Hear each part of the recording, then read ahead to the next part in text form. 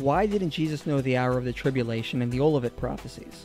In Mark 13:32, Jesus says, "But concerning that day or that hour, no one knows, not even the angels in heaven, nor the Son, but only the Father." In this verse, Jesus says that only the Father in heaven knows the hour when these events will happen. But this verse appears to contradict the doctrine of the Trinity. If Jesus is fully God, then shouldn't he know the hour as well? It appears as though he is less in ontological status to the Father and cannot have access to certain pieces of knowledge. However, there are possible answers to this. Most Christians respond to this by pointing out that Jesus was both fully God and fully man. And during his earthly ministries, prior to his resurrection, he willingly cooperated with the limitations of being human. He suffered hunger, he had to sleep and rest, and he felt grief and pain. Jesus was fully man, and yet he was worshipped too, forgave sins, and claimed divine eternal status with the Father.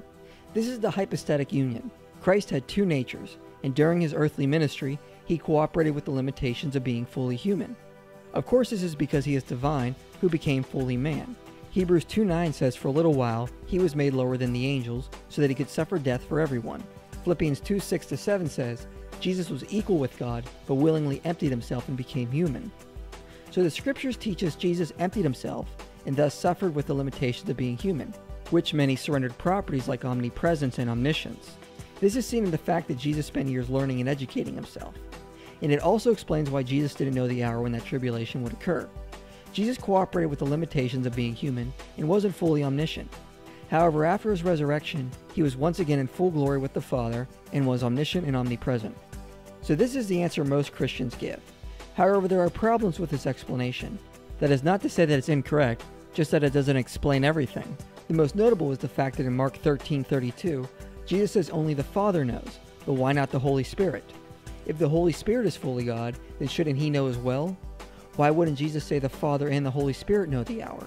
Well, some have tried to answer this by suggesting that perhaps the Holy Spirit willingly limited his knowledge as well, but this almost seems ad hoc. Is there any answer a Christian can give on this? In fact, yes there is.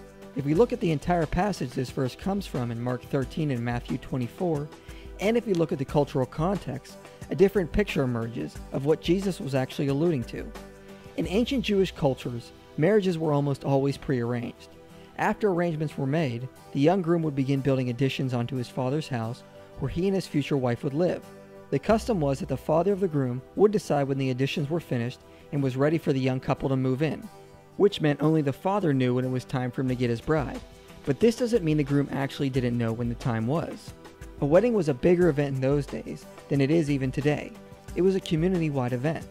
This meant people would have to plan for them far in advance and set aside time from their usual daily work.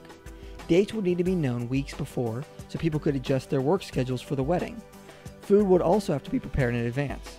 There was of course no refrigeration or supermarkets, so arrangements for food needing livestock and crops were planned well in advance.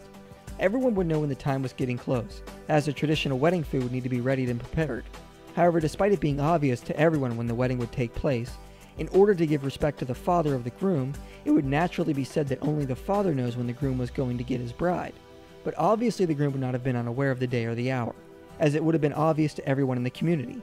So with this in mind, a new understanding of Matthew 24:36 and Mark 13:32 can be seen. Jesus was not claiming that he or the Holy Spirit did not know the hour of his return, but was explaining to what the events leading up to the tribulation would be like.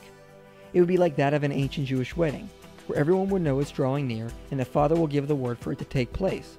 But the events leading up to it will be seen and understood by all. If we look at Mark 13:32 in context, we see it actually makes more sense with this understanding. Prior to saying this, Jesus gives another example of how we will know when the tribulation will take place. He says to learn from the fig tree. As soon as its branches put out its leaves, you know summer is near. So also, when you see these taking place, you know that he is near. Likewise, Jesus then gives another example by alluding that it will be like a Jewish wedding, when the father will give the word for his son to get his bride. So he borrows phraseology from a Jewish custom. So it is likely Jesus wasn't saying he truly doesn't know, but that he gives respect and authority to the Father to give the word when these things will happen. But he and the Holy Spirit would know, just like the community knows when the wedding will take place. As we said in our video which explains the Trinity, the doctrine of the Trinity says the Son and the Spirit submit to the Father's authority. Jesus was simply reiterating that here, and explaining the events leading up to the tribulation will be like that of the events leading up to a Jewish wedding.